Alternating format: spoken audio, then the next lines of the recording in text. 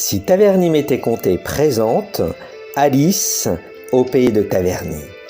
Audio 7, la chanteuse épanouie. Et la voix chaleureuse d'Alice achève de créer le lien. Sur scène, Alice est chez elle. Elle gagne le public sans forfaiterie, sans tricherie, simplement avec un assemblage de qualités et de dons rares, la présence et l'aisance.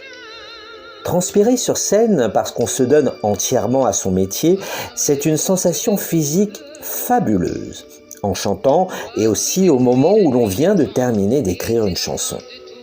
Quand les paroles collent parfaitement avec la musique, on a la même sensation que lorsqu'on fait l'amour avec quelqu'un. C'est une espèce d'explosion intérieure absolument extraordinaire, dira-t-elle. En février 1985, Alice effectue une grande tournée au Canada et plusieurs grands shows TV. Là-bas, l'illustre chanteuse Ginette Renault lui demande de composer quelques-unes des musiques de son prochain album. De plus en plus fragile, le 24 juillet, du bleu, premier rendez-vous. Le 12 octobre, pour Care France, une association caritative en faveur du tiers-monde, chapeautée par la vice-présidente Marie-Claire Noah, Alice Donna réussit le tour de force de réunir 25 chanteuses parmi les plus célèbres pour l'enregistrement de la chanson de la vie sur des paroles de Claude Lemestre et dont les bénéfices iront aux femmes et aux enfants des pays les moins avancés.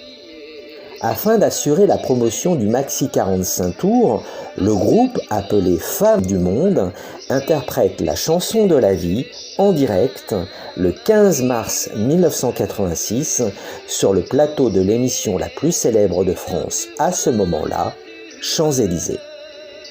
En parallèle, Alice Donna propose son 8e LP, Être une femme à 40 ans. Assurément l'album du tournant, de la maturité, avec des titres axés sur les souvenirs, le temps qui passe et déjà un brin de nostalgie. Les enfants des 60s, la photo d'école et surtout chez Mireille, une chanson hommage à son professeur tant aimé, Mimi pour les intimes, et interprétée devant la principale intéressée à la télévision avec tous les anciens du petit conservatoire. Mai 1987. Alice Donna chante « Partir », titre annonciateur, puisqu'il s'agit de son ultime 45 tours et de son dernier disque avant longtemps. J'ai décidé de faire un break dans ma carrière de chanteuse, car la course au top 50, c'est pas pour moi. Puisque le monde du disque change, je change aussi. Je n'enregistrerai plus rien, puisque les programmateurs ont décrété qu'à 41 ans, je suis passé de mode. Et puis, je me souviens encore des mots prononcés par le directeur de ma maison de disques lors de la sortie de mon album. « Je suis heureux de vous présenter notre nouveau produit. » C'était trop pour moi. En octobre, elle publie La vie à l'envers, chez Michel Lafon, un livre de souvenirs sur le métier, mais aussi de son histoire de femme heureuse et amoureuse depuis sa rencontre avec Laurent Boisier, jeune animateur de 12 ans son cadet, avec qui elle a refait sa vie. À partir du 1er décembre, elle propose un récital piano-voix au théâtre de 10 heures. Je veux retrouver un véritable contact humain avec le public dans une salle à la fois petite et chaleureuse, parce que c'est également extraordinaire de chanter au piano avec un seul projecteur et en n'utilisant pas continuellement son micro. Parce qu'elle reçoit nombre de courriers en quête de conseils. Parce que de plus en plus de jeunes chanteurs lui envoient des cassettes enregistrées.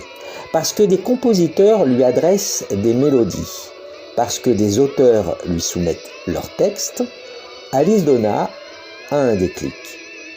Le 4 janvier 1988, elle ouvre une école de la chanson au cœur de Montmartre pour donner leur chance à de nouveaux auteurs, compositeurs et interprètes. En digne successeur de Mireille, Alice Donat reprend brillamment le flambeau de celle qu'elle considère comme son maître. Je veux agir pour que les jeunes artistes cessent d'être de simples produits, lancés trop vite comme des marchandises. Parce qu'il est primordial de bâtir un répertoire plutôt qu'un look. Les ateliers Alice Donat, d'abord simples lieux de rencontre, deviennent rapidement une véritable école de chant, de danse et de comédie. Durant 15 ans, et face à une demande toujours croissante d'année en année, ils vont former des dizaines de jeunes talents. J'y travaillais 20 heures sur 24, mais j'avais la sensation d'être utile et j'ai beaucoup appris humainement sur tous ces jeunes dont les yeux pétillaient du désir de réussir et sur moi-même. L'ouverture des ateliers s'arrête au moment où une autre commence, celle de la Star Academy, où à son tour sa fille, Raphaël, endosse le rôle d'un professeur pendant 8 ans, cette fois-ci d'expression scénique. Une nouvelle page se tourne. Chez Mireille, le jour de la grande audition, devant Madame de la chanson, si elle te disait c'est gentil, c'était parti. Et puis il y avait la terre promise, la télé du samedi, tout seul devant cette géante oie.